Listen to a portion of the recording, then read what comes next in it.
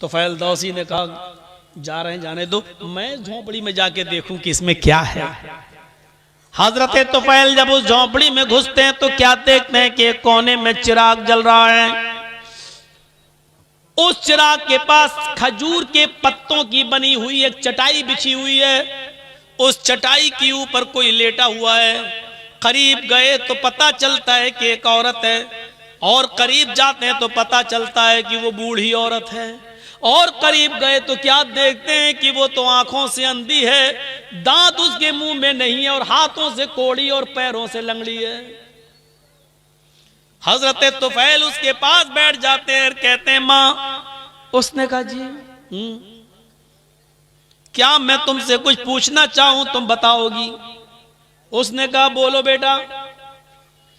कहा ये आदमी जो तुम्हारे पास आया है और अभी अभी यहां से गया है, ये कौन है? क्या तुम इसको जानती हो? क्या तुमने कभी इसको देखा है? कहा नहीं, मैं आंखों से अंधी हूं, मैं क्यों मैं कैसे देख सकती हूं?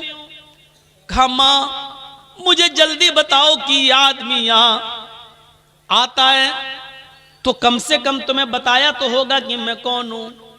कहा नहीं मेरे बेटे, ये आदमी यहाँ 4 साल से बराबर कंटिन्यू आता है, चाहे कितनी बारिश हो, चाहे कितनी आंधी हो, चाहे कितना तूफान हो, चाहे कुछ भी हो, लेकिन ये यहाँ जरूर आता है। लेकिन 4 साल से आज तक इसने मुझे अपना नाम नहीं बताया। यहाँ तो 100 रुपए मदरसे में चंदा देते हैं तो नाम के साथ देते हैं कि फला साहब ने दिया है। ऐलान करो मौलाना साहब, 1000 रुपए चंदा देते हैं तो उसमें भी हमें शोहरत चाहिए, फला ने दिया। और यहां बैठे रहते हैं कंपटीशन में, मेरा दुश्मन कितना दे रहा है, अगर उसने 1 दिया तो उसको दिखाने के लिए हम 1200 देंगे, हम 1500 देंगे। ये कंपटीशन है हमारे यहां, सब नेकी बेकार। ये सिस्टम ही पहली बात तो हमें गलत लगता है कि लाइए मौलाना साहब ये 100 रुपए लीजिए, मेरे अब्बू के लिए दुआ कर दी, अल्लाह उनको जन्नत दे। अरे आप मदरसे को चंदा दीजिए, आप दिल में नियत कर लीजिए कि मैं अपने बाप की तरफ से दे रहा हूं, आपको सवाब मिलेगा। मौलाना साहब से नाम ले लेकर क्यों दुआ करवा रहे हो? जर्जी साहब को अपने बाप को सवाब पहुंचाना है, जर्जी साहब 1000 रुपया देंगे, दिल में नियत है मैं अपने बाप की तरफ से दे रहा हूं, बाप को सवाब मिलेगा। 20 साल हो गई तकरीरें करते करते, यही बताते बताते, लेकिन नहीं बदली जा रही ये बात, नहीं वही धुर्रा चला आ रहा है, उसी पे हम चल रहे हैं। 4 साल हो गई, आज तक इसने मुझे अपना नाम नहीं बताया कि कौन है। अच्छा, बस ये कह देता है मैं तुम्हारा बेटा हूं, मैं तुम्हारा बेटा हूं। मैंने भी पूछना छोड़ दिया, बेटा जब नाम ही नहीं बताता तो क्या करूं? तो करता क्या है यार, करता क्या है ये पूछ रहा हूं। हाँ बेटे, इस आदमी के बहुत एहसान है मेरे ऊपर। कहा मां बताओ ना क्या करता है? कहा मैं हाथों से कोड़ी हूं, पैरों से लंगड़ी हूं, आंखों से अंधी हूं, मुंह में मेरे दांत नहीं है, मैं चल फिर नहीं पाती हूं, इसी चटाई से एक पलटी खाती हूं, करवट बदल कर मैं नीचे आ जाती हूं, और इसी जगह पर मैं लेटे लेटे लेटरीन कर लेती हूं, यही लेटे लेटे मैं लेटरीन कर लेती हूं, और फिर पलट कर मैं इसी जगह चटाई पर आ जाती हूं। ये जो आदमी, जो लड़का है, ये जो आता है यहां, ये सबसे पहले चिराग जलाने के बाद सबसे पहले मेरी लेटरीन साफ करता है, मेरे घर को धोता है, जहां जहां मेरा पेशाब और पायखाना पड़ा होता है सबसे पहले ये उसको साफ करता है। अमीरुल मोमिनीन, 22 लाख मुरब्बा मील पर हुकूमत करने वाली शख्सियत, मोदी जी सिर्फ हिंदुस्तान के हैं। हजरत उमर ने इतनी बड़ी हुकूमत, इतने बड़े रकबे पर हुकूमत की थी। उस वक्त इराक, ईरान, मिस्र, शाम, फिलिस्तीन, आजरबाईजान, उर्दुन, चाइना, मराकश, सीरिया, ये सारे मुल्क उसमें शामिल थे और इन तमाम मुल्कों का अकेला एक हाकिम था जिसका नाम था उमर।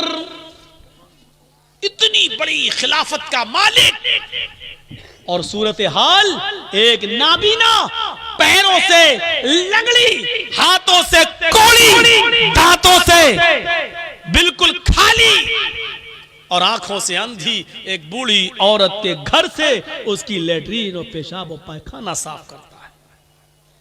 उसके बाद मेरे कपड़े चेंज करता है, मुंह हाथ धुलने की जरूरत होती है, मुझे मुंह हाथ धुला देता है, नहलाने की जरूरत होती है तो मुझे गुस्ल देता है, कपड़े चेंज कराता है, फिर मेरे जिस्म से उतरे हुए पुराने या गलते कपड़े यही कुएं के पास बैठकर उसको वो धोता है और सूखने के लिए डाल देता है। उसके बाद इसी जगह पर चूल्हा जलाता है, खाना बनाता है, लकड़ियों को फूंक फूंक कर उसका धुआं उसकी आंखों में जाता है, लेकिन ये सब करता है। मैं दांत नहीं है, अपने मुंह में वो चबाता है, उसको नरम करके फिर वो मेरे मुंह में डालता है और जब तक मेरा पेट नहीं भर जाता वो यहां से जाने का नाम नहीं लेता। हजरत तुफैल दौसी चीख पड़े, अमीरुल मोमिनीन, मैं तुम्हें क्या समझ रहा था और तुम क्या निकले। अमीरुल मोमिनीन, मैं तुमसे नेकियों में कभी आगे नहीं निकल पाऊंगा। मां जानती हो वो कौन है? वो अमीरुल मोमिनीन है, वो उमर फारूक हैं? सिटी गुम। फिर तुफैल दौसी तेज स्पीड में घर से निकलते हैं और उमर फारूक के घर की तरफ जाते हैं। उमर फारूक के घर के बाहर जो एक दरवाजा था जहां वो लोगों की फरियाद सुनते थे, उसी दरवाजे के बाहर जो रूम था, उसी रूम में हजरत उमर फारूक बैठे हैं और तहज्जुद की नमाज पढ़ने के बाद अब आय अल्लाह हमसे जहन्नम का अजाब हटा ले, हमें जहन्नम के अजाब से दूर कर दे।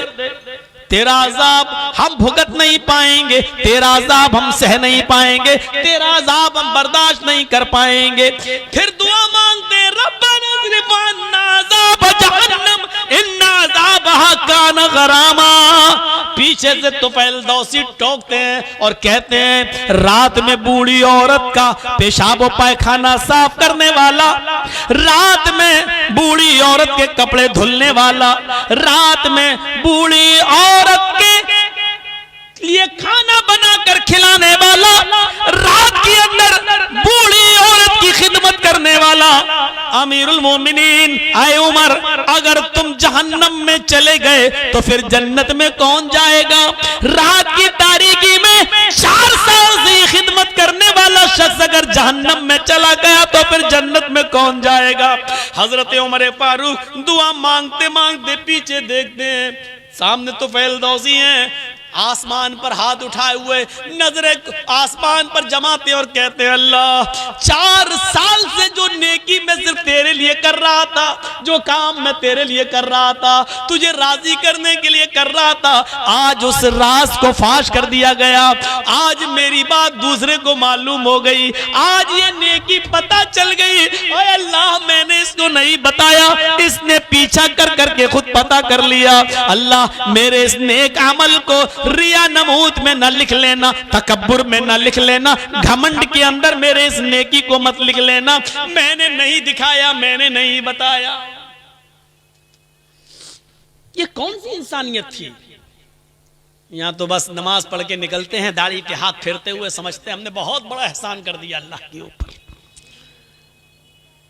आए मगरिब नमाज पढ़ने गए थे, नमाज पढ़ने गए थे, नबी मस्जिद से निकले नमाज पढ़ के, ऐसा लगता है जैसे अल्लाह के ऊपर कितना बड़ा एहसान करके आ रहा है। यार सिर्फ नमाज पढ़ लेने से मेरे भाइयों जन्नत नहीं मिल जाती है, आपको उसके लिए इंसानियत भी अपनाना पड़ेगी, अल्लाह के हुकूक भी अदा करना और बंदों के हुकूक भी अदा करना। हम बंदों के हुकूक क्या अदा करेंगे? क्या हमारे मियाँ बीवी के हुकूक, बच्चों के हुकूक हम अदा करते हैं? हम अपने घर में उनके हुकूक अदा नहीं करते। एक शख्स हजरत उमर फारूक के पास आया, अपनी बीवी की शिकायत करना थी उसको। तो हजरत उमर फारूक के बाहर वाले कमरे में वो बैठ गया, देखा कि अंदर से आवाज आ रही है। उसने कान लगाया तो क्या देख रहा है, क्या सुन रहा है? उमर फारूक की बीवी उमर को डांट रही है। हाँ? तुम तो चले जाते हो, सुबह से शाम तक आते नहीं हो, पकने का पता नहीं है, खाने की फिक्र नहीं है, बच्चों की फिक्र नहीं है, तुम्हें क्या खलीफा बने बैठे हो। बहुत कुछ सुना डाली। हजरत उमर फारूक नीचे गर्दन डाल के सुन रहे हैं। तसव्वुर करो, उमर सुन रहे हैं, उमर सुनने वाले आदमी हैं, लेकिन बीवी की सुन रहे हैं। अब निकलते हैं बाहर।